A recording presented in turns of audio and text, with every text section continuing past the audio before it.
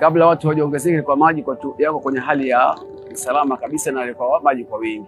Lakini baada kila muda unavyokwenda, watu wanavyoongezeka, maji kidogo yanaanza kupungua ile kasi yake.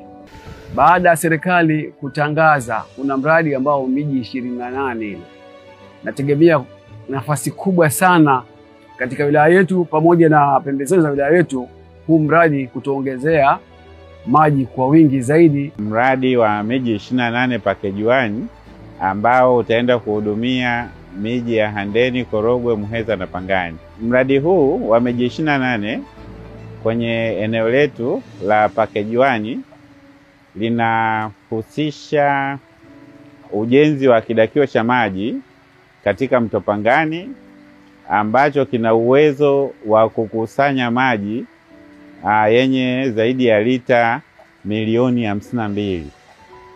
Pamoja na hilo, tutahusisha pia ujenzi wa machujio ya kisasa kabisa ambayo yataenda kuchuja maji kuwa safi na yenye ubora. Machujio haya yana uwezo wa kuchuja maji yenye ujazo wa lita milioni 51.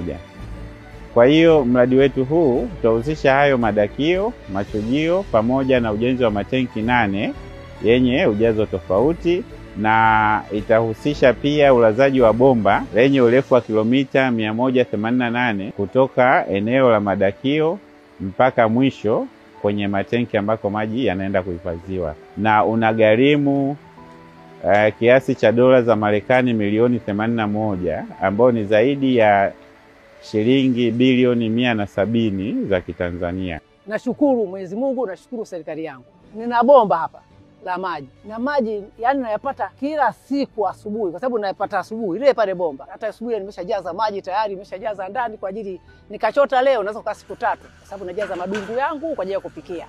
Unaona hivi. Na kufanya shughuli zangu za biashara. Haya maji ya kuoshia vyombo na kisima hicho hapo pembeni tu hapo cha kuchota maji ya kuoshia vyombo, lakini ya kupikia, ya kunywa na maji mazuri tu ya bomba. Na bomba hili limepita lile pale. Ingaji maji ya chumvi, lakini najua yakija nitapata maji matamu zaidi ya hayo ninayotumia hapo. Nitakuwa najisikia vizuri. Nimshukuru Rais wa Jamhuri ya Muungano wa Tanzania Mama Samia Suluhu Hassan kwa kutuletea mradi mkubwa sana, yote kwa yote kwa kushirikiana na mbunge wetu Jumaa Hamidu Aweso. Kwa kweli kwa kijiji hiki cha Jaira, Madanga na Mwembeni tutanufaika sana na